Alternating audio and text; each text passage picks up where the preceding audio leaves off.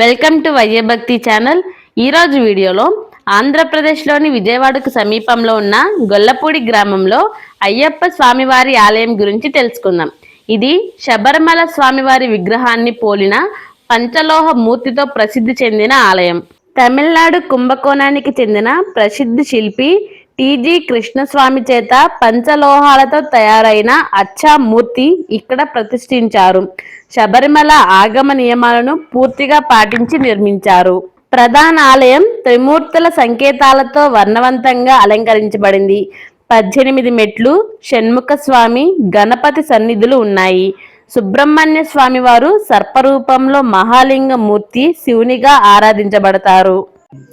ఆలయం ద్రావిడ శైలిలో వర్ణవంతమైన గోపురాలు, త్రిమూర్తుల సంకేతాల 3 కళాశాలలు, ధ్వజస్తంభంపై ఆశ్వాకృతిలో అలంకరించబడింది.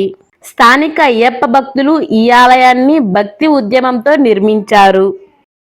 శ్రీ అయ్యప్ప స్వామి భక్తులు ఈ పవిత్ర స్థలాన్ని నిర్మించారు. ఇది ఈ ప్రాంతంలో ముఖ్యమైన ఆరాధన కేంద్రంగా మారింది. తీర్థయాత్ర కార్యక్రమాలలో ఈ ఆలయ చరిత్ర, పవిత్రతను అందరికీ వివరించారు. 41 రోజుల దీక్ష, ఇరుముడి ధరించి పూజలు శబరిమల సాంప్రదాయంలా జరుగుతాయి. సుబ్రహ్మణ్యేశ్వర స్వామి సర్పరూపంలో ఉంటారు. ఈ ఆలయంలో వార్షికోత్సవాలు కార్తీక మాసంలో ప్రధానంగా జరుగుతాయి. మండల కాలంలో కార్తీక శుద్ధ పౌర్ణమి నుండి మకర సంక్రాంతి వరకు జ్యోతి దర్శనాలు, మండల ఉత్సవాలు ఎంతో ఘనంగా జరుగుతాయి. కార్తీక మాసంలో మొదటి రోజు నుండి 41 రోజుల మండలోత్సవాలు ప్రారంభమవుతాయి. ఇరుముడి దీక్షలు, జ్యోతి మహోత్సవం జరుగుతాయి. కార్తీక పౌర్ణమి రోజున ప్రత్యేక దర్శనాలు, అన్నదానం వైభవంగా జరుగుతాయి.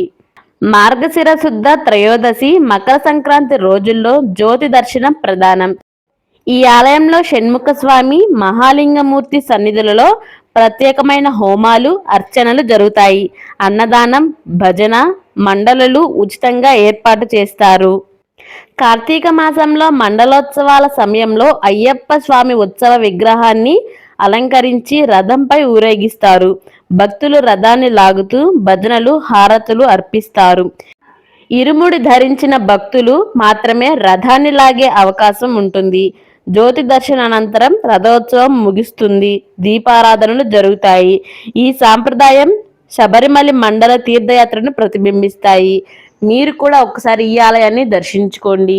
ఈ వీడియో మీకు నచ్చినట్లయితే మా వైఏ భక్తి ఛానల్ను సబ్స్క్రైబ్ చేసుకోండి. ఈ వీడియో చివరి వరకు చూసినందుకు హృదయపూర్వక ధన్యవాదాలు.